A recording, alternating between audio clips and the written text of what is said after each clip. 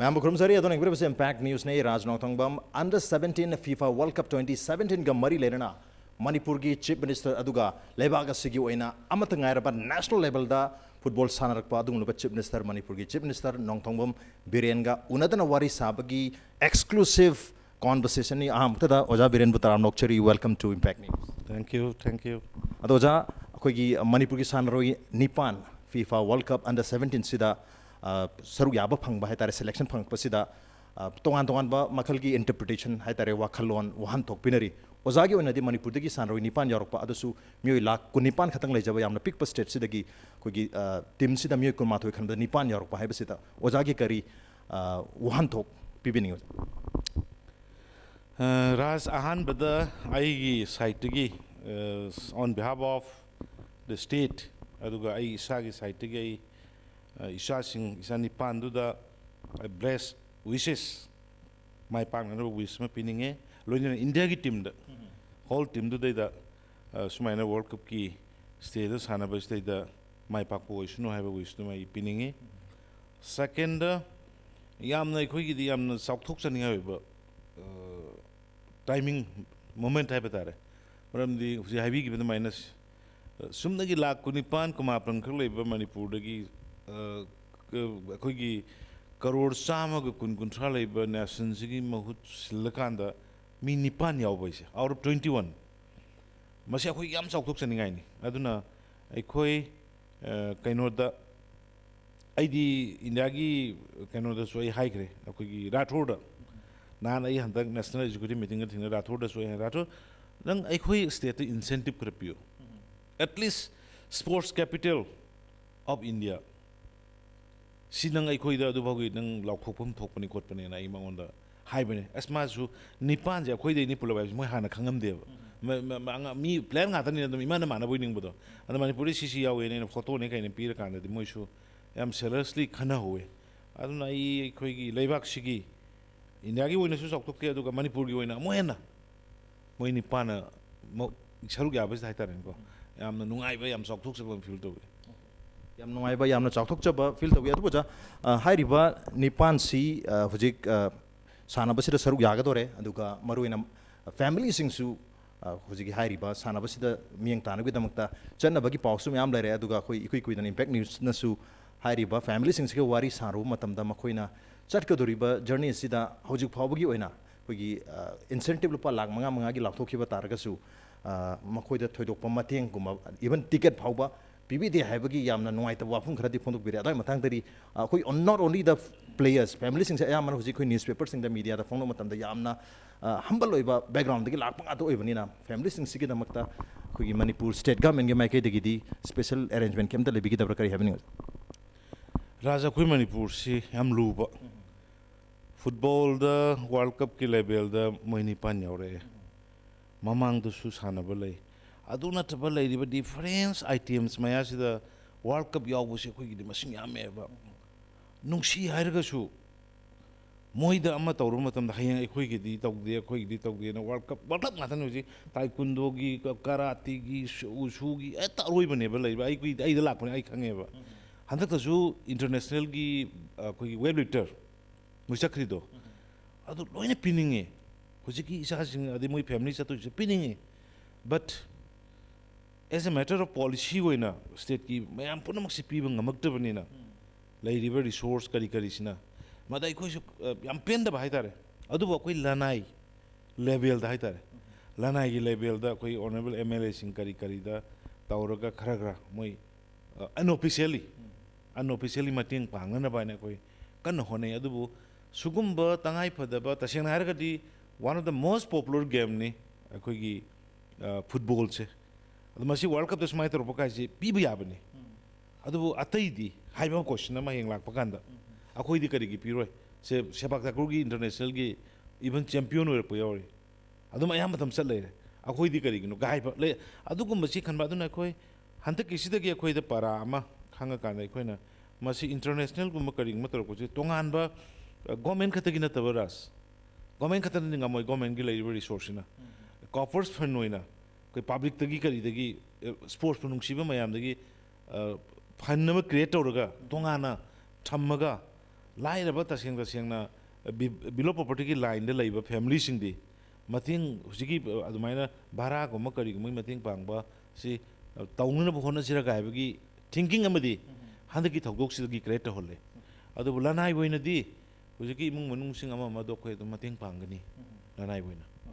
की लेवल दा गवर्नमेंट की माइके दिगिन नत्रबसु मतेंग पांगबदी दुमक पांगने हबने दुबु ओजा हंदक कोई निपान यूरोपसिन ओइना कोई नेशनल की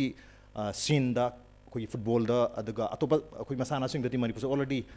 पावर हाउस ने हाइनर गले रबनिना हंदक निपान अमु यावसल फस को माथोगी मनुंग दा सुमाइना यावराबनिना हंदक की सिगी अपॉर्चुनिटी असिना लाखत्रबा फ्यूचर की स्पोर्ट की कोई प्रोस्पेक्ट है बतारे कोई सेंटर तक करीदा कोई करम बमोंग दा हंदक की निपान खलक पसना मर मोइरगा कोई एनकेज तौबु यागे मखाता न further development of football, development of other sports in Manipur. Yamna do the hope yam lere. Aina sports minister wearing a 2000s have been a regional football academy ma hangi to their meras. Regional football academy ma lamzu a quick the ground ani thangana lay. Madugi a quick any seat at hare. Any seat at Habakanda sanction tony to wuduna tokre. I mathang election laye. आदगी दिए तो पोचे मांग रहे हाँ तक suddenly FIFA world cup launch तो बगी आई पालिका बाजार दा मिनिस्टर ऑनरेबल मिनिस्टर गोयल ने कॉर्पोरेशन चलू बतो मधु की दुदे इदा आइना गोयल दा स्माइट तो गुना आइगी रीजनल फुटबॉल एकेडमी यंग पता हांगे कोई जे फुटबॉल दा सीनी मतलब तो दिखंद्री को मुनी पांचे सीनी ना गोयल दा ये हाइबा होरम में तो मिनर का लाए ए गोयल ना दुदी स्पोर्ट्स मिनिस्टर थारो ने ना हाइरका लेनरिंग मरक सिदा हंदकी नेशनल एजुकेटिव काउंसिल मीटिंग चलपदा राठौर ऑनरेबल मा स्पोर्ट्स मिनिस्टर पायरे अदगी अंगांग इसा इनाव निपान से खंजले मदद आइसु खुदोंग जाबम लहौरेबा राठौर सुमाय तो आइगी ड्रीम प्रोजेक्ट अमा रीजनल फुटबॉल एकेडमी अमा हांगबगी ड्रीम प्रोजेक्ट अमा लैबनी अदुना मदुदु समहाउ नंग क्लियर तोगदबा यारोय पैसा बुदी खर चावे 400 कुमोय करोड़ अदु कनोनी रोइना मैं कोचिंग की हॉस्टेल लोन करी यावरकदमीनाब अब पार्ट बाय पार्ट तब याना अदी माना कनो यावरी व्हाट्सएप यावरी अस निपान पुथोए नंग स्टेट स्पोर्ट्स कैपिटल थोनगदमी मणिपुर इंसेंटिव पीगदमी लोनना regional football academy dream project से नंग तौबीगदमी तौकन मा हल्ले सर की ड्रीम प्रोजेक्ट ने सीरियसली येंगेना हाई निपान खलमदी मा मैं सुमाइना हाइनब ngam हारिबको निपान खनबदुना कानब हौजि राजना हंगबिरिदो अद मतुंगदा हानादैसु पोटेंशियल दुदी खंगदना प्राइम मिनिस्टर मोदी ने यूनिवर्सिटी अमा खदंग आइबे नेशन की सिदा पिरैनिको अदु की मथक्ता मु हंतकी निपान से मु यावरपसना खोइदा मु कयामु यामना अखोइदा तुंगीदा कानगदके बोदु याम चाउ याम का हेना काननेना लवे अखोइना फजना तकना बहिरगदि तुंगदा का हेना चाउना कानगदबा मयाम लाकपे हंदकी निपान सिना मसिना कोई याम चाउबा स्टार्टिंग पॉइंट अमा ओरगा मखातान याम ओरपे हाबने तो हुजि हुजि कोई 1999 की नेशनल गेम्स की मतुंगदा मणिपुर की लेरिबा स्पोर्ट्स की इंफ्रास्ट्रक्चर स्टेडियम सिंग मयाम सी मतमदुर फजना सेमखिबा तारका जो हौजिकते आयाम मना मंथरक मनतना सिचुएशन फगलकपति लेतरी मनमदुर मसिगी मेंटेनेंस नत्रगा मसिगी रेनोवेशन न चिंगबा अदुगा इवन कोई सानबसी नुमिदांग सानबा पांबसु मयाम लेरे फॉर एग्जांपल फुटबॉल दसु नुंगदांग सानबगा अयु नुंगदिन सानबगी यामना खेनबनिना नुंगदांग सानबगी एक्सपीरियंस तो मणिपुर की प्लेयर्स सिंग लेतबा मनम मपान चप मतमदा मदुमगी खुदोंग चादो मयाम सु थेंगनबी हंदक तुसु इकुइ कुइदनागा मेना लाथोखिबद लेरे फ्लड लाइन सिंग मयाम हापने हेदना अदुबु हाउजु फावगी ओनदी फ्लड लाइट लाकपगी ममिदी उद्रे तो हंदक इकुइ कुइदना ओजासु फेसबुक कुंबा कोई सोशल मीडिया याम सिजनबीबनिना कांगपोकपिदा फ्लड लाइसेंस नरगा नुंगदांग फुटबॉल सानबी खुदोंग चाबा लेरे हैबगी नुंगाइबा पावमदी लेखरे अदु why not in other parts of Manipur हैबगी क्वेश्चन दनी so I say the government की स्पेशल मियंग attention ama mathok tabran khanje kari habini yam summe hujik ai khumul napak si yengbada kapning badagi ba ngarang nahandagi uji semba hore hujik kan semi bani hayang adu media gi rajbhai changbiyo quality check to biyo kanagi phambam gallery pura isangar gale adagi manung gi office phambam toilet ka kado aduna hujik kan semba hore bani yes masidai da the अखोइदा खितंग Masih Moina कनागो मखरना blame तौयेना हाइगद्रा हाइरोइद्रा मदु blame नते को reality दु हाइजगेबा आइना sports minister वेरिंगै मतम अमदी मदुगी ममांगदगी ओइरम न तौरकाना 13 finance commission की पैसा sports की दमक 100 करोड़ यार मक तौ मदुगी 100 करोड़ दुगी मनुंगदा ꯃꯦꯟ ꯁ꯭ꯇꯦꯗꯤꯌꯝ ꯑꯅꯤꯁꯤ ꯐ꯭ꯂꯠ ꯂꯥꯏꯠ ꯊꯥꯟꯕ ꯑꯗꯨꯒ ꯐꯨꯠꯕꯣꯜ ꯁꯥꯟꯅꯔꯤꯕ ꯑꯩꯈꯣꯏꯒꯤ ꯑꯦꯊ꯭ꯂꯦꯇꯤꯛ ꯌꯥꯎꯔꯤꯕ ꯃꯦꯟ ꯁ꯭ꯇꯦꯗꯤꯌꯝꯁꯦ ꯃꯁꯤꯒꯤ ꯒꯦꯂꯔꯤ ꯁꯤꯠ ꯀꯦꯄꯥꯁꯤꯇꯤꯁꯤ ꯍꯧꯖꯤꯛ ꯂꯩꯔꯤꯁꯤ 25,000 ꯃꯨꯛꯇꯅꯦꯕ ꯃꯁꯤ ꯑꯞꯒ꯭ꯔꯦꯗ ꯇꯧꯔꯀꯥꯟꯗ ꯑꯦꯠ ꯂꯤꯁ 50-55 ꯌꯧꯕ ꯍꯥꯏꯁꯦ ꯄ꯭ꯔꯄꯣꯖꯦꯜ ꯇꯧꯔꯒ ꯂꯩꯕꯅꯦꯕ ꯂꯥꯏꯕꯛ ꯊꯤꯗꯨꯅ ꯃꯊꯪ ꯚꯣꯠ ꯂꯥꯛꯈ꯭ꯔꯦ ꯚꯣꯠ ꯂꯥꯛꯑꯒ ꯀꯥꯔꯛꯑ ꯃꯇꯨꯡꯗꯩꯗ ꯑꯩꯈꯣꯏ ꯀꯔꯤꯝ ꯄꯥꯏꯗ꯭ꯔꯦ ꯀꯔꯤꯝ ꯑꯣꯏꯍꯧꯗ꯭ꯔꯦ ꯑꯣꯏꯗ꯭ꯔꯕ ꯃꯇꯨꯡꯗꯩꯗ ꯃꯗꯨꯒꯤ ꯄꯣꯠ ꯃꯌꯥꯝꯁꯤ ꯍꯧꯖꯤꯛ ꯑꯩꯈꯣꯏꯅ ꯊꯤꯒꯠꯂꯨꯕ ꯃꯇꯝꯗ ꯑꯃꯠꯇ ꯇꯧꯔꯝꯗ꯭ꯔꯦꯕ ꯒꯦꯂꯔꯤ ꯑꯞꯒ꯭ꯔꯦꯗꯁꯨ ꯇꯧꯔꯝꯗ꯭ꯔꯦ ꯐ꯭ꯂꯠ ꯂꯥꯏꯠ ꯊꯥꯅꯕꯒꯤꯁꯨ ꯌꯥꯎꯔꯝꯗ꯭ꯔꯦ ꯐ꯭ꯂꯠ ꯂꯥꯏꯠꯁꯤ ꯑꯩꯒꯤ ꯑꯦꯛꯁꯄꯤꯔꯤꯌꯦꯟꯁꯇ 1979ꯗ ꯀꯇꯛꯇ ꯑꯩ ꯕꯦꯁꯞ ꯖꯂꯟꯗꯔꯗ ꯁꯥꯟꯅꯔꯤꯉꯩꯗ ꯑꯩ ꯀꯇꯛꯇ ꯊꯦꯡꯅꯈꯤꯕ ꯐ꯭ꯂꯠ ꯂꯥꯏꯠꯇ ꯁꯥꯟꯅꯅꯤ ꯀꯥꯏꯗꯨꯅ ꯅꯨꯡꯗꯥꯡꯗꯨꯗ ꯑꯩꯈꯣꯏ ꯄꯨꯡꯉꯛꯑꯦ ꯀꯔꯤꯅꯣ ꯐ꯭ꯂꯠ ꯂꯥꯏꯠ ꯀꯔꯤꯅꯣ ꯍꯥꯏꯗꯣ ꯐꯤꯜ ꯌꯧꯔꯦ ꯊꯣꯛꯂꯛꯑꯦ ꯈꯪꯗꯕꯅꯤꯅ ꯌꯦꯡꯉꯨꯔꯦꯕ ꯍꯥꯏꯗꯤ ꯄꯨꯂꯪ ꯂꯪꯉ ꯅꯨꯡꯗꯥꯡꯗ ꯄꯨꯂꯪ ꯂꯪꯉ ꯌꯦꯡꯉꯨꯔꯦ ꯌꯦꯡꯈꯤꯕꯗꯩꯗꯤ ꯉꯁꯥꯏ ꯕꯣꯜꯒꯁꯦ ꯑꯅꯤꯒ ꯊꯣꯛꯑꯦꯕ ꯍꯥꯏꯗꯤ ꯁꯤꯗꯩꯗ ꯑꯩꯈꯣꯏꯒꯤ ꯑꯦꯛꯁꯄꯤꯔꯤꯌꯦꯟꯁꯁꯨ ꯂꯩꯇ꯭ꯔꯕꯅꯤꯅ ꯑꯗꯨꯒꯤ ꯄꯣꯠꯁꯤ ꯐꯤꯜ ꯇꯧꯈꯤꯕꯗꯒꯤ ꯑꯩꯈꯣꯏ ꯁꯤꯗꯩꯗ ꯐ꯭ꯂꯠ ꯂꯥꯏꯠꯁꯤ ꯊꯥꯅꯕ ꯍꯥꯏꯁꯦ ꯍꯣꯀꯤꯒꯤꯗꯨꯅꯦ ꯑꯗꯨꯒ ꯐꯨꯠꯕꯣꯜꯒꯤꯁꯤꯅ ꯑꯅꯤꯁꯤ ꯇꯧꯕꯅꯦꯕ ꯑꯗꯨ ꯇꯧꯔꯝꯗ꯭ꯔꯦ ꯂꯣꯏꯅ ꯀꯛꯊꯠꯂꯝꯃꯦ ꯔꯥꯖ ꯃꯗꯨꯅꯤ ꯑꯩꯈꯣꯏꯅ ꯌꯥꯝꯅ ꯁꯥꯎꯅꯤꯡꯉꯤꯁꯦ ꯑꯗꯨꯅ ꯑꯩ ꯍꯦꯛ ꯂꯥꯛꯄꯒ ꯏꯁꯣꯔꯅ ꯆꯥꯟꯕꯤꯗꯨꯅ ꯑꯩ ꯐꯝꯐꯝꯁꯤꯗ ꯐꯝꯍꯟꯕꯤꯔꯦ ꯍꯦꯛ ꯂꯥꯛꯄꯒ ꯍꯧꯖꯤꯛ 35 ꯀ꯭ꯔꯣꯔꯅꯤ ꯍꯣꯀꯤ ꯁ꯭ꯇꯦꯗꯤꯌꯝꯒꯤ ꯑꯗꯨꯒ ꯃꯦꯟ ꯁ꯭ꯇꯦꯗꯤꯌꯝꯒꯤ ꯐ꯭ꯂꯠ ꯂꯥꯏꯠꯀꯤ ꯍꯧꯖꯤꯛ ꯑꯩꯈꯣꯏ ꯀꯔꯝꯕ ꯀꯝꯄꯅꯤꯅ ꯍꯦꯟꯅ ꯏꯐꯦꯛꯇꯤꯕꯂꯤ ꯇꯧꯒꯗꯒꯦ ꯍꯦꯟꯅ ꯃꯗꯨꯒꯤ ꯀ꯭ꯋꯥꯂꯤꯇꯤꯗꯗꯤ ꯃꯔꯝꯗꯤ ꯁ꯭ꯄꯣꯔꯠꯁꯀꯤ ꯁꯤꯒꯨꯝꯕꯁꯤꯗꯤ ꯑꯩꯈꯣꯏ ꯀꯝꯄ꯭ꯔꯣꯃꯥꯏꯖ ꯇꯧꯕ ꯌꯥꯏ ꯑꯦꯅꯤ ꯋꯦꯌꯔꯗ ꯑꯦꯅꯤ ꯐꯤꯜꯗ ꯇꯧꯕ ꯌꯥꯗꯦ ꯑꯗꯣ ꯁꯤꯗ ꯍꯦꯟꯅ ꯑꯃꯨꯛ ꯍꯦꯟꯅ ꯑꯩꯈꯣꯏ ꯁꯦꯔꯁ ꯂꯧꯕꯅꯤꯅ ꯍꯧꯖꯤꯛ ꯑꯩꯈꯣꯏꯅ ꯕꯖꯥꯖꯀꯤ ꯑꯗꯩ ꯀꯔꯤ ꯐꯤꯂꯤꯞꯁꯀꯤ ꯃꯌꯥꯝ ꯑꯃ ꯑꯩꯈꯣꯏ ꯍꯧꯖꯤꯛ ꯀꯧꯔꯒ ꯃꯣꯏꯗ ꯌꯦꯡꯍꯟꯕ ꯍꯧꯔꯤ ꯍꯣꯀꯤꯅꯦ ꯐꯨꯠꯕꯣꯜꯅꯦ ꯑꯗꯨꯒ ꯑꯩꯈꯣꯏꯒꯤ ꯌꯥꯔꯒꯗꯤ ꯀꯩꯅꯣꯁꯦ ꯑꯩꯈꯣꯏꯒꯤ ꯄꯣꯂꯣ ꯒ꯭ꯔꯥꯎꯟꯁꯦ ꯄꯣꯂꯣ ꯒ꯭ꯔꯥꯎꯟ ꯑꯗꯨꯒ ꯂꯨꯋꯥꯡꯁꯤꯡꯕꯝꯒꯤꯗ ꯂꯩꯔꯤꯕ ꯀ꯭ꯔꯤꯀꯦꯠ ꯁ꯭ꯇꯦꯗꯤꯌꯝꯁꯤꯅꯦ ꯍꯥꯏꯔꯤꯕ ꯁ꯭ꯇꯦꯗꯤꯌꯝ ꯃꯔꯤꯁꯤ 35 ꯀ꯭ꯔꯣꯔꯁꯤꯅ ꯀꯣꯟꯅꯔꯒꯗꯤ ꯍꯥꯏꯗꯅ ꯑꯗꯨꯕꯨ ꯑꯍꯥꯟꯕ ꯄ꯭ꯔꯥꯏꯌꯣꯔꯤꯇꯤꯗꯤ ꯃꯦꯟ ꯁ꯭ꯇꯦꯗꯤꯌꯝꯒ ꯍꯣꯀꯤ ꯁ꯭ꯇꯦꯗꯤꯌꯝꯒ ꯑꯅꯤꯁꯤ ꯌꯥꯝ ꯊꯨꯅ ꯇꯧꯅꯕ ꯇꯧꯒꯅꯤ ꯁꯣꯏꯅ ꯇꯧꯒꯅꯤ ꯌꯥꯝ ꯊꯨꯅ ꯑꯩꯈꯣꯏ ꯅꯨꯡꯗꯥꯡꯗ ꯁꯥꯟꯅꯕꯒꯤ ꯑꯩꯈꯣꯏꯒꯤ ꯈꯨꯗꯣꯡꯆꯥꯕꯁꯨ ꯐꯪꯒꯅꯤ ꯃꯅꯤꯄꯨꯔꯒꯤ ꯃꯤꯌꯥꯝꯅꯁꯨ ꯃꯗꯨ ꯌꯦꯡꯕ ꯐꯪꯒꯅꯤ ꯍꯥꯏꯕꯅꯤ ꯑꯩꯈꯣꯏ ꯑꯥꯏ ꯂꯤꯛꯅꯆꯤꯡꯕ ꯃꯌꯥꯝ ꯑꯃꯁꯨ ꯃꯅꯤꯄꯨꯔꯅ ꯍꯣꯁ ꯇꯧꯗꯧꯔꯕꯅꯤꯅ ꯃꯗꯨꯁꯨ ꯌꯥꯝꯅ ꯑꯗꯨꯝ ꯃꯊꯧ ꯇꯥꯗꯧ ꯃꯥꯜꯂꯤ ꯑꯗꯣ ꯑꯣꯖꯥꯅꯁꯨ ꯇꯥꯛꯄꯤꯔꯤ ꯑꯩꯈꯣꯏ ꯀꯇꯛꯅꯆꯤꯡꯕꯗ ꯑꯣꯖꯥꯅ ꯁꯥꯟꯅꯕ ꯆꯠꯂꯨꯕꯗ ꯑꯣꯏꯔꯝꯗꯧ ꯃꯥꯜꯂꯤ ꯑꯣꯖꯥꯅ ꯍꯥꯏꯐꯦꯠ ꯄꯟꯕꯤꯈꯤꯕꯗꯣ ꯐ꯭ꯂꯠ ꯂꯥꯏꯠꯀ ꯊꯥꯜꯂꯝꯕ ꯑꯗꯨꯒ 79ꯗ ꯂꯩꯔꯝꯈ꯭ꯔꯦꯕ ꯏꯃꯥꯖꯤꯟ 79ꯗ 1979 ꯆꯍꯤ 39ꯒꯤ ꯃꯃꯥꯡ 39ꯒꯤ ꯃꯃꯥꯡꯗ ꯀꯇꯛꯇ ꯐ꯭ꯂꯠ ꯂꯥꯏꯠ ꯂꯩꯔꯝꯈ꯭ꯔꯦꯕ ꯑꯩꯈꯣꯏ ꯁꯥꯟꯅꯕ ꯃꯇꯝꯗ ꯑꯗꯣ ꯑꯩꯈꯣꯏ ꯄꯥꯋꯔ ꯍꯥꯎꯁꯇ ꯍꯧꯖꯤꯛꯐꯥꯎ ꯂꯩꯇ꯭ꯔꯤ ꯑꯃꯐꯥꯎ ꯂꯩꯇ꯭ꯔꯤ ꯑꯣꯀꯦ ꯑꯗꯣ ꯑꯣꯖꯥꯅꯁꯨ ꯐꯨꯠꯕꯣꯜ ꯁꯥꯟꯅꯕꯒꯤ ꯑꯦꯛꯁꯄꯤꯔꯤꯌꯦꯟꯁ ꯈꯔ ꯍꯥꯏꯕꯤꯔꯦ ꯑꯗꯨꯕꯨ ꯃꯌꯥꯝꯁꯨ ꯑꯗꯨꯝ ꯑꯩꯈꯣꯏ ꯁꯤꯒꯤ ꯇꯥꯟꯖꯥꯁꯤ ꯂꯧꯖꯔꯒꯦ ꯍꯥꯏꯇꯥꯔꯦ football under 17 FIFA world cup 2017 Manipur की सानोई निपान यावबसी तंजा लौजरगा होगी मणिपुर की चीफ मिनिस्टर ओजा बीरेन सी फुटबॉल सानर में हाइबसी कमाई सनम जानो कम सनम जानो कराई सनम जानो खितंग समरी मजा दगी लौजता ओजा खितंग हाइबियो वारी शेयर फुटबॉल से अखोई नोबाब तगे होरकपनिना अखोई मैतै की मणिपुर की चिंगतम लंपाक मचाम फंगबदा नोबाब कावरक होरकपनिना अदो आई अदम स्कूल इंटर स्कूल सानरे इंटर कॉलेज सानरे इवन इंटर यूनिवर्सिटी की सानबाई मतम द कोई गुवाहाटी यूनिवर्सिटी रिप्रेजेंट तौगे कोई चलए एनसीसी सुमाइना सुम ग्रास रूट तगे होरे ग्रास रूट होरगा ऐसे अखोई लुआंगसम यूथ क्लब नामा अखोई लाइकाई क्लब अमा लेरमे लाइकाई क्लब तुद सानबा सुम अखोई जूनियर लेवल के हाइतारे सुम सानबा कांदगी अदुई मतुंगदा कोई सी वाहल कायदा लेबा एमबीएसयू मणिपुर ब्रदर्स स्पोर्टिंग यूनियन है एमबीएसयू कांगबुसिना ऐसे नोमा मोइरांगदा मैच अमा सानबने नेरोकागा ऐसे मतमदा नेरोकाददी सानदे लुआंगसम यूथ क्लब सानरगा नेरोकादा यावबा नेकनै मतमदा नेकनबा अदो नेगा तौ कानसिदा एमबीएसयू गा गी कांगबुसिगा आदा सानबा कांदा एमबीएसयू कांगबुसिना मोइदा इंगोंदा कारी पोटेंशियल आइगी उबीबनी खंगदे करिनि खने मोइना सेनियर बीनी मतमदुदा अदमै अखोइदा सानछेना कोइ नोंबु नोंसि ओजा राजियन गायना जीपी कॉलेज गिदा लैबा तानोदिया सान गाय लै मोइना अखोइदा सानछेना हाइबदगी मतमदा इसे याम हराउना तौरकाने सानछिने तौरकाना सेनियर बीदुदा सानबा होबने अदुमाइना सानबा हरकांदा बेसेप जलंधर की टीम से मसिदैदा चंगिबने अदुबु याम वाइदी प्ले पीदे आदा लेरमिबा मयामदु यामना पॉलिटिक्स याम तवे पॉलिटिक्स याम लेगा सिलेक्शन दा अखोई बेसिक टीम दु मोइ कुंथ्रा मु लेरमि प्लेयर कुंथ्रा मु लेबदु ꯃꯗꯨꯗꯒꯤ ꯃꯣꯏ 19-19ꯒꯨꯝꯕ ꯈꯜꯂꯒ ꯄꯨꯕꯅꯦ ꯇꯣꯔꯅꯥꯃꯦꯟ ꯆꯠꯄꯁꯦ ꯑꯗꯨ ꯇꯣꯔꯅꯥꯃꯦꯟ ꯑꯃ all the round all the year countries ꯑꯗꯨꯝ ꯀꯣꯏ ꯑꯆꯧ ꯑꯗꯨꯝ ꯇꯣꯔꯅꯥꯃꯦꯟ ꯃꯌꯥꯝ ꯐꯦꯗꯔꯦꯁꯟ ꯀꯞ ꯑꯗꯒꯤ ꯒꯣꯜ ꯀꯞ ꯔꯥꯖꯍꯥꯔꯥ ꯑꯗꯨꯒ ꯑꯗꯥꯏꯅ ꯑꯗꯨꯅ ꯏꯟꯗꯤꯌꯥꯁꯤꯗ ꯍꯦꯛ ꯇꯣꯔꯅꯥꯃꯦꯟ ꯂꯩꯕꯈꯩ ꯀꯣꯏ ꯑꯩꯈꯣꯏ ꯑꯍꯥꯟꯕꯗ ꯅꯕꯤꯟ ꯏꯕꯥꯅꯤꯁꯦ ꯆꯠꯂꯒ ꯃꯣꯏ ꯌꯥꯝ ꯂꯨꯅꯗꯤ ꯇꯧꯏ ꯀꯣꯆ ꯍꯣꯏ ꯀꯔꯤ ꯑꯃꯅ ꯑꯗꯨꯒ ꯄ꯭ꯂꯦꯌꯔꯁꯤꯡꯗꯨꯅ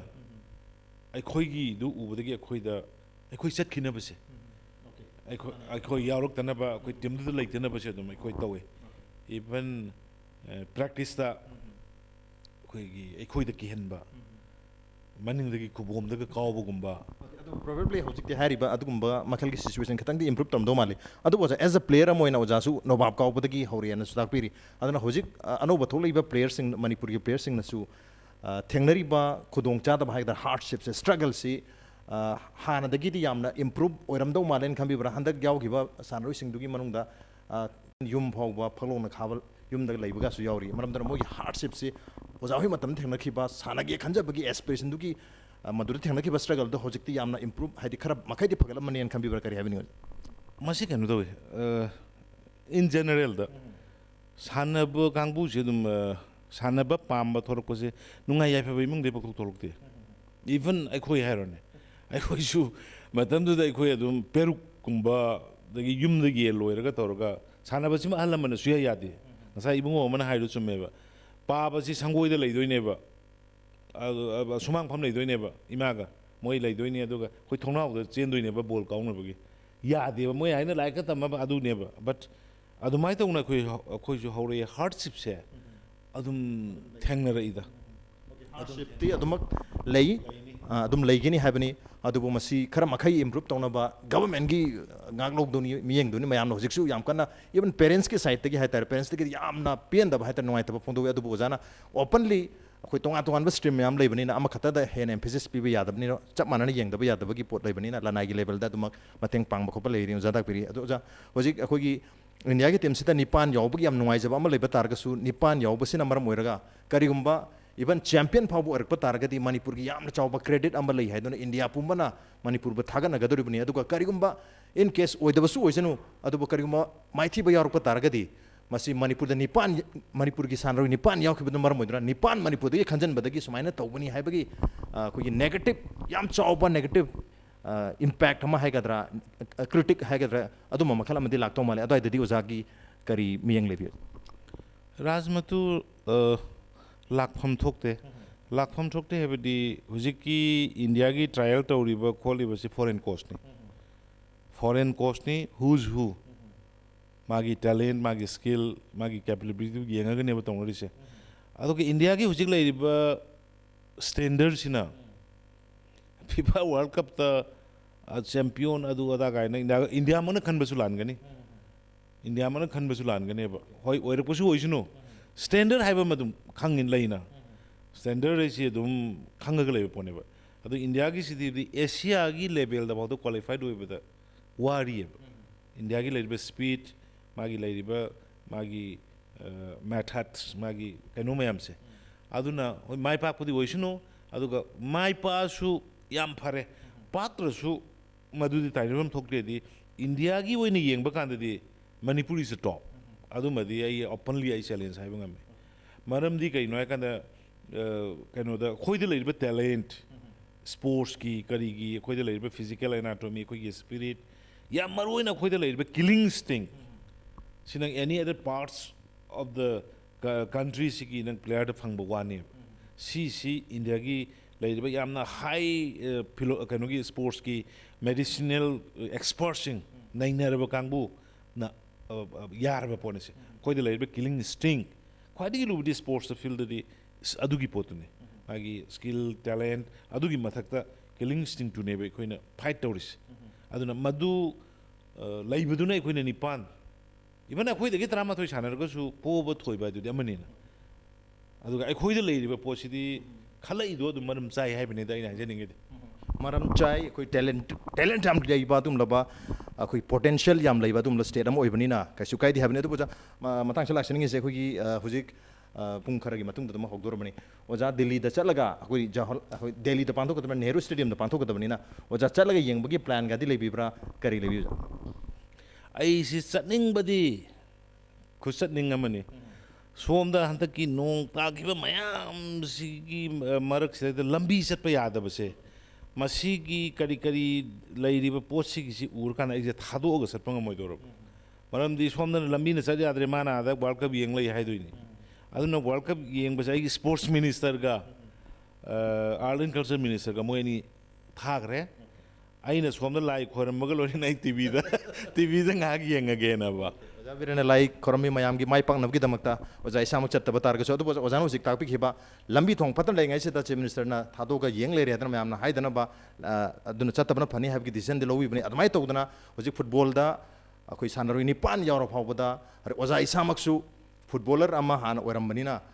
ꯐꯨꯠꯕꯣꯂꯔꯁꯤꯡꯒꯤꯗꯃꯛꯇ ꯐꯨꯠꯕꯣꯜꯒꯤ ꯁ꯭ꯇꯦꯗꯤꯌꯝ ꯑꯃ ꯅꯠꯇ꯭ꯔꯒ ꯁꯝꯊꯤꯡ ꯐꯨꯠꯕꯣꯜꯒꯤꯗꯃꯛꯇ ꯀꯩꯅꯣꯝ ꯇꯧꯔꯒꯦ ꯍꯥꯏꯅ ꯑꯩꯈꯣꯏ ꯁ꯭ꯇꯦꯠ ꯒꯚꯔꯟꯃꯦꯟꯠꯒꯤ ꯃꯥꯏꯀꯩꯗꯒꯤ ꯂꯥꯎꯊꯣꯛꯇ꯭ꯔꯤꯁꯤ ꯑꯣꯖꯥꯁꯨ ꯑꯣꯜꯔꯦꯗꯤ ꯐꯨꯠꯕꯣꯂꯔ ꯑꯣꯏꯔꯝꯃꯤ ꯑꯗꯨꯒ ꯐꯨꯠꯕꯣꯜ ꯈꯛꯇꯗ ꯃꯤꯠꯌꯦꯡ ꯊꯝꯃꯤ ꯃꯤꯆꯪ ꯃꯤꯈꯥꯏ ꯅꯥꯏ ꯍꯥꯏꯔꯛꯀꯅꯤ ꯍꯥꯏꯕꯒꯤ ꯋꯥꯈꯜꯂꯣꯟꯗ ꯑꯗꯨꯒꯨꯝꯕ ꯀꯩꯝꯇ ꯂꯥꯎꯊꯣꯛꯄꯤꯗꯕ ꯑꯣꯏꯗꯣꯔꯤꯕ꯭ꯔꯥ ꯀꯔꯤ ꯍꯥꯏꯕꯅꯤ ꯒꯨꯗ ꯀ꯭ꯋꯦꯁꯟ ꯍꯧꯖꯤꯛꯇꯤ ꯂꯥꯎꯊꯣꯛꯄ ꯌꯥꯔꯦꯅ ꯈꯜꯂꯤ ꯒꯨꯗ ꯀ꯭ꯋꯦꯁꯟ ꯌꯦꯡꯉꯣ ꯃꯅꯤꯄꯨꯔ ꯐꯨꯠꯕꯣꯜꯁꯤ north east not only in the north ꯏꯁ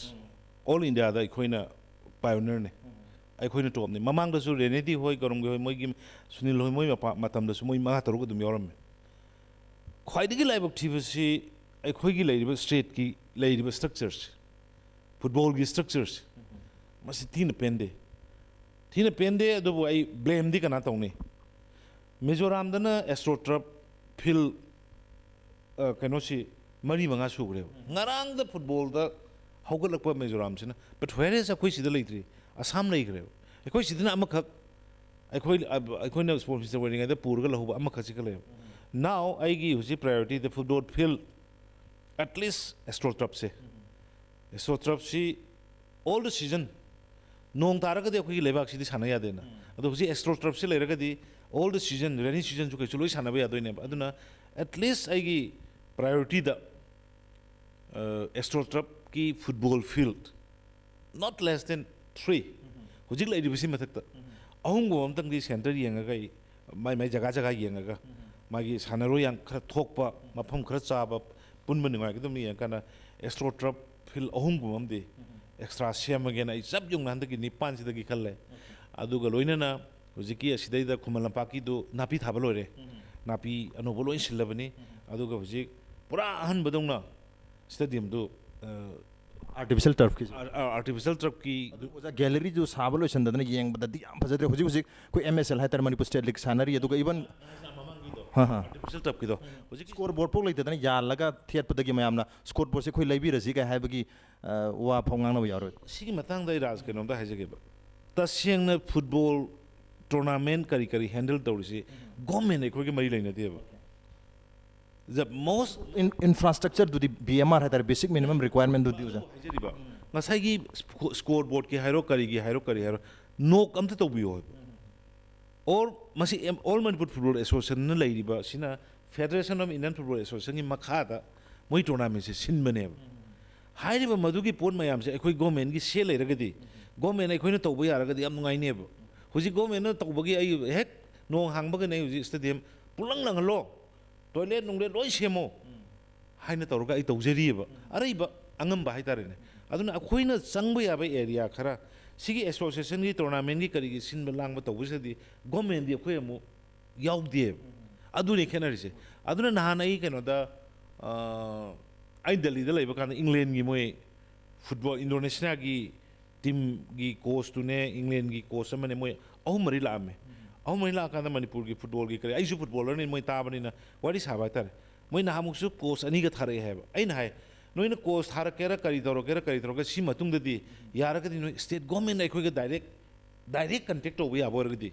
ꯌꯥꯝ ꯐꯅꯤ ꯁ꯭ꯇꯦꯠ ꯒꯣꯔꯃꯦꯟꯅ ꯑꯣꯔꯒꯅꯥꯏꯖ ꯇꯧꯕ ꯌꯥꯔꯒꯗꯤ ꯃꯔꯝꯗꯤ ꯃꯣꯏ ꯑꯦꯁꯣꯁꯤꯌꯦꯁꯟ ꯑꯣꯏꯅ ꯇꯣꯉꯥꯟꯅ ꯂꯩꯈꯤꯕꯅꯤ나 ꯑꯩꯈꯣꯏꯅ ꯈꯨꯠ ꯊꯤꯡꯖꯤꯜꯂꯨꯕꯁꯨ ꯌꯥꯗ ꯑꯗꯒꯤ ꯄꯥꯏꯅꯤꯡꯉꯦꯅ ꯄꯥꯏꯔꯨꯕꯁꯨ ꯃꯤꯒꯤ ꯔꯨꯜꯁ ꯕꯨꯛ ꯂꯩꯖꯔꯤꯃꯤꯗꯣ ꯑꯗꯨꯒꯨꯝꯕꯒꯤ ꯏꯟꯀꯟꯚꯤꯅꯤꯌꯦꯟꯠ ꯑꯣꯏꯕ ꯅꯨꯡꯉꯥꯏꯇꯕꯅꯦ ꯀꯩꯅꯣ ꯔꯥꯖ ꯂꯩ ꯑꯣꯖꯥꯅ ꯇꯥꯛꯄꯤꯈꯤꯕꯗ ꯑꯦꯁꯇ꯭ꯔꯣꯇꯔꯐ ꯑꯩꯈꯣꯏꯒꯤ ꯑꯍꯨꯝꯒꯤ ꯍꯥꯏꯕꯤꯈꯤꯕꯁꯤ ꯑꯍꯨꯝ ꯍꯥꯏꯁꯤ ꯍꯧꯖꯤꯛ ꯑꯣꯜꯔꯦꯗꯤ ꯂꯩꯔꯤꯕ ꯑꯁꯤꯒ ꯌꯥꯎꯔꯒ ꯑꯍꯨꯝ ꯑꯣꯏꯗꯣꯏꯔꯣ ꯑꯣꯖꯥ ꯑꯁꯤꯒꯤ ꯃꯊꯛꯇ ꯁꯤꯒꯤ ꯃꯊꯛꯇ ꯑꯍꯨꯝ ꯑꯣꯀꯦ ꯑꯅꯧꯕ ꯑꯍꯨꯝ ꯑꯃ ꯂꯥꯛꯒꯅꯤ ꯍꯥꯏꯕꯁꯤ ꯃꯁꯤ ꯑꯣꯖꯥ ꯃꯁꯤ ꯐꯣꯔꯃally ꯑꯗꯨꯝ ꯂꯥꯛꯑꯅꯤ ꯍꯥꯏꯅ ꯂꯥꯎꯊꯣꯛꯄ ꯌꯥꯔꯕꯖꯥꯠꯂꯥ ꯍꯥꯏꯕ ꯌꯥꯔꯦ ꯃꯔꯝꯗꯤ ꯃꯁꯤ ꯁꯔꯀꯥꯔꯅꯤ ꯄ꯭ꯔꯖꯥꯒꯤꯗꯃꯛꯇꯅꯤ ꯁꯥꯟꯅꯔꯣꯏꯒꯤꯗꯃꯛꯇꯅꯤ ꯇꯧꯅꯦꯅ ꯈꯜꯂꯦ ꯑꯩ ꯉꯔꯥꯡ ꯃꯃꯜ ꯍꯪꯅꯔꯦ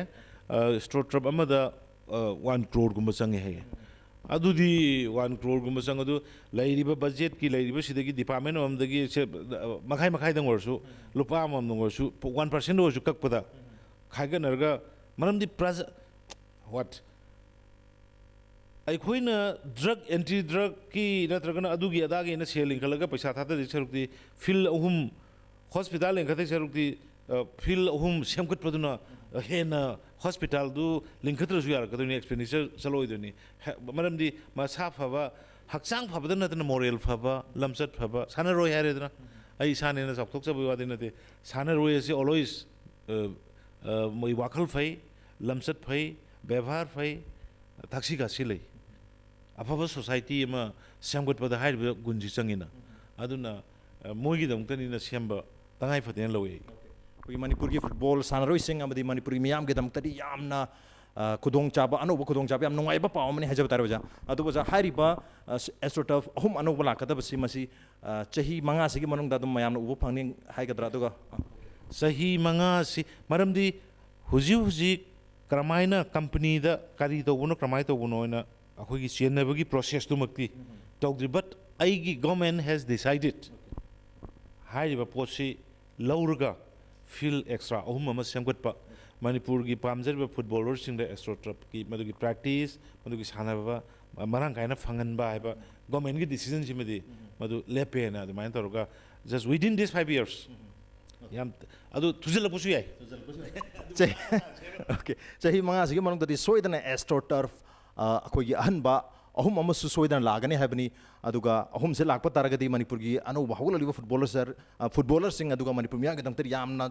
ꯅꯨꯡꯉꯥꯏꯕ ꯄꯥꯎ ꯑꯃꯅꯤ ꯏꯠ ꯏꯁ ꯂꯥꯏꯛ ꯑ ꯕ꯭ꯔꯦꯀꯤꯡ ꯅ꯭ꯌꯨꯁ ꯑꯗꯨꯒ ꯑꯣꯖꯥ ꯍꯥꯏꯔꯤꯕ ꯑꯩꯈꯣꯏꯒꯤ ꯁꯨꯝꯕ ꯃꯈꯜꯒꯤ ꯐꯨꯠꯕꯣꯜꯒꯤ ꯑꯣꯜ ꯁꯤꯖꯟꯒꯤ ꯑꯦꯁꯇ꯭ꯔꯣꯇꯔꯐꯁꯨ ꯂꯥꯛꯑꯅꯤ ꯑꯗꯨꯕꯨ ꯑꯩꯈꯣꯏꯒꯤ ꯒ꯭ꯔꯥꯁ ꯔꯨꯠ ꯂꯦꯚꯦꯜꯗꯕꯨ ꯑꯣꯏꯔꯣ ꯅꯠꯇ꯭ꯔꯒ ꯑꯩꯈꯣꯏꯒꯤ ꯐꯨꯠꯕꯣꯜ ꯀ꯭ꯂꯕ ꯍꯥꯏꯇꯥꯔꯦ ꯉꯁꯤ ꯑꯩꯈꯣꯏꯒꯤ 9 ꯁꯥꯟꯅꯕ ꯌꯥꯎꯔꯤꯁꯦ ꯑꯌꯥꯝꯕꯅ ꯃꯅꯤꯄꯨꯔꯒꯤ ꯃꯄꯥꯟꯗ ꯂꯩꯕ ꯑꯩꯈꯣꯏ ꯃꯤꯅꯦꯔꯚꯥ ꯅꯠꯇ꯭ꯔꯒ ꯆꯟꯗꯤꯒꯔ ꯐꯨꯠꯕꯣꯜ ꯀ꯭ꯂꯕꯀꯨꯝꯕ ꯁꯨꯝꯕꯗꯒꯤ ꯊꯣꯛꯂꯒ ꯑꯦꯁꯣꯁꯤꯌꯦꯁꯟꯗꯒꯤ ꯊꯣꯛꯂꯒ ꯁꯥꯟꯅꯈꯤꯕ ꯍꯥꯏꯗꯤ ꯃꯅꯤꯄꯨꯔꯗꯒꯤ ꯄꯨꯈ꯭ꯔꯒ ꯃꯣꯏꯅ ꯑꯁꯣꯝꯗꯒꯤ ꯁꯥꯟꯅꯍꯟꯈꯤꯕ ꯑꯗꯨꯃꯥꯏꯅ ꯑꯣꯏꯅ ꯇꯧꯋꯤ ꯑꯩꯈꯣꯏꯁꯨ ꯃꯅꯤꯄꯨꯔꯒꯤꯁꯨ ꯃꯤꯅꯦꯔꯚꯥꯒꯨꯝꯕ ꯅꯠꯇ꯭ꯔꯒ ꯑꯩꯈꯣꯏꯒꯤ CFAꯒꯨꯝꯕ ꯆꯟꯗꯤꯒꯔ ꯐꯨꯠꯕꯣꯜ ꯑꯦꯀꯥꯗꯃꯤꯒꯨꯝꯕ ꯂꯩꯍꯟꯅꯕꯒꯤꯗꯃꯛꯇ ꯑꯦꯀꯥꯗꯃꯤ ꯑꯦꯁꯇꯥꯕ꯭ꯂꯤꯁ ꯇꯧꯕꯁꯤ ꯃꯊꯧ ꯇꯥꯏ ꯍꯥꯏꯗꯨꯅ ꯇꯣꯉꯥꯟ ꯇꯣꯉꯥꯟꯕ ꯐꯨꯠꯕꯣꯂꯔꯁꯤꯡꯅꯁꯨ ꯐꯣꯡꯗꯣꯛꯄ ꯂꯩꯔꯤ ꯃꯗꯨꯒꯤꯗꯃꯛꯇ ꯌꯥꯝ ꯆꯥꯎꯕ ꯀꯣꯔꯄꯣꯔꯦꯠ ꯐꯟꯗꯤꯡ ꯍꯥꯏꯒꯗ꯭ꯔꯥ ꯁꯄꯣꯔꯠ ꯍꯥꯏꯒꯗ꯭ꯔꯥ ꯑꯗꯨꯅꯆꯤꯡꯕ ꯃꯌꯥꯝ ꯑꯃ ꯁ꯭ꯄꯣꯟꯁꯔꯁꯤꯞꯅꯆꯤꯡꯕ ꯃꯌꯥꯝ ꯑꯃ ꯃꯊꯧ ꯇꯥꯏ ꯍꯥꯏ ꯑꯗꯨꯕꯨ ꯃꯅꯤꯄꯨꯔꯗꯗꯤ ꯑꯩꯈꯣꯏ ꯄ꯭ꯔꯥꯏꯚꯦꯠ ꯀꯝꯄꯅꯤꯁꯤꯡꯒꯤ ꯁ꯭ꯄꯣꯟꯁꯔꯁꯤꯞ ꯀꯣꯔꯄꯣꯔꯦꯠ ꯁ꯭ꯄꯣꯟꯁꯔꯁꯤꯞꯁꯦ ꯌꯥꯝ ꯐꯪꯗꯕ ꯇꯥꯔꯒꯁꯨ ꯃꯈꯣꯏꯅ ꯄꯥꯝꯃꯤꯁꯦ ꯒꯚꯔꯟꯃꯦꯟꯠꯒꯤ ꯁ꯭ꯄꯣꯟꯁꯔꯁꯤꯞꯀꯨꯝꯕꯁꯨ ꯄꯥꯝꯃꯤ ꯑꯗꯨꯕꯨ ꯄ꯭ꯔꯥꯏꯚꯦꯠꯀꯨꯝꯕꯒꯤꯁꯨ ꯁ꯭ꯄꯣꯟꯁꯔꯁꯤꯞ ꯅꯠꯇ꯭ꯔꯒ PPP ꯃꯣꯗꯦꯜꯒꯨꯝꯕ ꯇꯧꯔꯒ ꯃꯅꯤꯄꯨꯔꯗꯁꯨ ꯌꯥꯝꯅ ꯀ꯭ꯋꯥꯂꯤꯇꯤ ꯂꯩꯕ ꯀ꯭ꯂꯕꯀꯨꯝꯕ क्रिएट तब यान खंबीब्रा स्वाइसिदा गवर्नमेंट करी करी मतेंग पांगबा यान खंबी राज मणिपुर की दिने मणिपुर की दी फुटबॉल से अखोइने सेम नते लैकाई की क्लब सिंग से आइना स्पोर्ट्स मिनिस्टर ओइनिंगै दुदैदा आइना प्रपोजल अमा तौजे लैकाई की क्लब सिंग से इंसेंटिव खरग पीसेन लैकाई क्लब से कनो हैरोने SSU हैरो निशा हैरो मोइसी क्लब से रन तौन बखोन मोइसे हाउसी अमुक तौनी या स्कूल एथलेटिक क्लब है हाउसी अमुक तौनी फिल्म अमुक तौनी टिकेट अमुक तौ मसिदा प्लेयर सिंग दुकी खजित गुणसे फिट तौब ngamna बखोन बदायबा अदु लाइबक याम थिबदी अखोई क्लब सिंग सिदैदा पैसा पिननबगी पोटसे अखोइदा मदुगी रेवेन्यू से कोई क्रिएट तौदब अमना ngसागी नंगी सानारोइ सिंग सिगी them तदिबा अफव सानारोइदि Manipur Sumang मांगरोय अखोइगी sports policy लेरे 5% मोगी रिजर्वनी अदुगी मथकता नेशनल लेवल इंटरनेशनल लेवल की गोल्ड मेडलिस्ट अखोइ कंपलसरी थबकने आइना स्पोर्ट्स मिनिस्टर ओरेंगे 2007-8 की मतमदुदा 140 मुने विदाउट सिंगल कॉइन पीखरे हुजिकसु अनदर 35 ला कनो लेरे नेशनल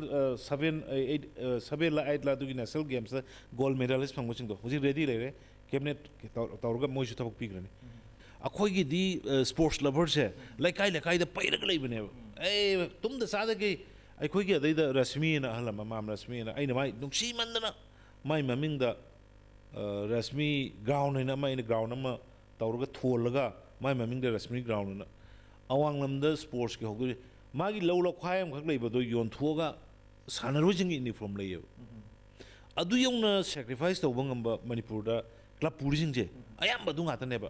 ꯑꯗꯨꯅ ꯑꯩꯅ ꯍꯧꯖꯤꯛ ꯌꯥꯝ ꯀꯟꯅ ꯈꯟꯖꯔꯤꯁꯦ ꯑꯩꯅ ꯁ꯭ꯄꯣꯔꯠꯁ ꯃꯤꯅꯤꯁꯇꯔ ꯑꯣꯏꯕ ꯃꯇꯝꯗꯨꯗ ꯑꯩꯅ ꯃꯇꯝꯗꯨꯒꯤ ꯒꯣꯔꯃꯦꯟꯗ ꯑꯩꯅ ꯃꯨꯞ ꯇꯧꯋꯦ ꯀꯩꯅꯣꯁꯤ ꯈꯤꯇꯪ ꯏꯟꯁꯦꯟꯇꯤꯞ ꯈꯤꯇꯪ ꯄꯤꯁꯤꯔꯥ ꯍꯥꯏꯅ ꯑꯗꯨꯕꯨ ꯂꯩꯔꯤꯕ ꯁ꯭ꯇꯦꯠꯀꯤ ꯔꯤꯁꯣꯔꯁ ꯔꯤꯚꯤꯅ꯭ꯌꯨꯗꯨꯅ ꯑꯣꯏꯔꯝꯕ ꯌꯥꯏꯀꯣ ꯉꯝꯈꯤꯗꯦ ꯑꯗꯨꯅ ꯍꯧꯖꯤꯛꯁꯨ ꯑꯩꯅ ꯈꯟꯖꯔꯤꯁꯤ ꯐꯨꯠꯕꯣꯜ ꯑꯣꯏꯒꯦꯔꯥ ꯍꯣꯀꯤ ꯑꯣꯏꯒꯦꯔꯥ ꯑꯦꯅꯤ ꯁ꯭ꯄꯣꯔꯠꯁꯦ ꯀꯗꯥꯏꯗꯒꯤ ꯍꯧꯔꯛꯀꯦꯕꯨ ꯂꯩꯀꯥꯏ ꯂꯩꯀꯥꯏꯒꯤꯗꯨꯒꯤ ꯑꯍꯜ ꯂꯃꯟ ꯌꯨꯠꯁꯤꯡꯗꯨꯅ ꯇꯥꯁꯜꯂꯒ ꯇꯧꯋꯦꯕ ꯑꯗꯨꯅ ꯑꯩꯈꯣꯏꯒꯤꯗꯤ ꯑꯇꯣꯞꯄ ꯑꯃꯨꯛ ꯑꯅꯧꯕ ꯀ꯭ꯂꯕ ꯂꯤꯡꯈꯠꯇ꯭ꯔꯁꯨ ꯍꯥꯟꯅꯒꯤ ꯂꯩꯔꯤꯕ ꯀ꯭ꯂꯕꯁꯤꯡꯁꯤꯗꯩꯗ ꯑꯩꯈꯣꯏꯅ ꯁꯔꯀꯥꯔꯁꯤꯅ ꯁꯦ ꯂꯥꯛ 5 ꯈꯤꯇꯪ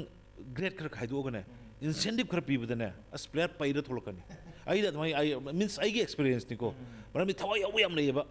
ꯍꯦꯛꯇ ꯃꯥꯒꯤ ꯆꯥꯒꯗꯕ ꯌꯦꯔꯨꯝꯗꯣ ꯁꯥꯟꯅꯔꯣꯏꯗ ꯄꯤꯖꯕ ꯉꯝꯕ ꯑꯗꯨꯒꯨꯝꯕ ꯁ꯭ꯄꯤꯔꯤꯠ ꯂꯩꯕ ꯃꯤ ꯌꯥꯝ ꯂꯩꯌꯦꯕ ꯁꯦꯀ꯭ꯔꯤꯐꯥꯏꯁꯤꯡ ꯁ꯭ꯄꯤꯔꯤꯠ ꯂꯩꯕ ꯌꯥꯝꯅ ꯂꯩ ꯍꯥꯏꯕꯅꯤ ꯃꯔꯝ ꯑꯗꯨꯅ ꯍꯥꯏꯔꯤꯕ ꯀ꯭ꯂꯕꯁꯤꯡ ꯑꯁꯤꯕꯨꯁꯨ ꯑꯦꯟꯀꯔꯦꯖ ꯇꯧꯕ ꯃꯈꯣꯏꯕꯨ ꯍꯦꯜꯞ ꯇꯧꯕ ꯃꯊꯧ ꯇꯥꯏ ꯑꯗꯨꯕꯨ ꯑꯣꯖꯥ ꯑꯔꯣꯏꯕꯁꯤꯗ ꯑꯣꯖꯥꯗ ꯑꯩꯅ ꯍꯪꯖꯅꯤꯡꯕ ꯅꯠꯇ꯭ꯔꯦ ꯁꯤꯗꯤ ꯑꯣꯖꯥꯅ ꯑꯩꯈꯣꯏꯒꯤ ꯁꯥꯟꯅꯕ ꯌꯥꯎꯒꯗꯧꯔꯤꯕ ꯁꯥꯟꯅꯔꯣꯏ ꯃꯌꯥꯝꯁꯤꯗ ꯊꯧꯅꯥ ꯍꯟꯗꯅꯕ ꯑꯣꯖꯥꯒꯤ ꯃꯥꯏꯀꯩꯗꯒꯤ ꯀꯔꯤ ꯋꯤꯁ ꯄꯤꯕꯤꯅꯤꯡꯕ ꯑꯔꯣꯏꯕ ꯑꯣꯏꯅ ꯋꯤꯁ ꯑꯝꯇꯗꯪ ꯄꯤꯕꯤꯌꯨ ꯑꯩꯒꯤ ꯑꯦꯛꯁꯄꯤꯔꯤꯌꯦꯟꯁꯇ ꯇꯦꯂꯦꯟꯠ ꯍꯥꯏꯕ ꯄꯣꯠꯁꯤ ꯇꯦꯂꯦꯟꯠꯁꯤ ꯀꯅꯥꯅꯁꯨ ꯃꯁꯤꯃꯗꯤ ꯅꯝꯊꯕ ꯉꯝꯃꯔꯣꯏ ꯄꯣꯂꯤꯇꯤꯛꯁꯅꯁꯨ ꯅꯝꯊꯕ ꯉꯝꯃꯣꯏ ꯑꯦꯅꯤ ꯐꯣꯔꯁ ꯑꯝꯇꯅ ꯅꯝꯊꯕ ꯉꯝꯃꯣꯏ ꯅꯪꯒꯤ ꯀꯦꯄꯥꯁꯤꯇꯤ ꯅꯪꯒꯤ ꯁ꯭ꯀꯤꯜꯗꯣ ꯑꯗꯨꯅ ꯅꯣꯏꯅ ꯉꯁꯤ ꯐꯪꯉꯛꯏꯕꯗꯣ ꯅꯣꯏꯒꯤ ꯁ꯭ꯀꯤꯜꯗꯨꯅ ꯅꯣꯏꯒꯤ ꯇꯦꯂꯦꯟꯠꯇꯨꯅ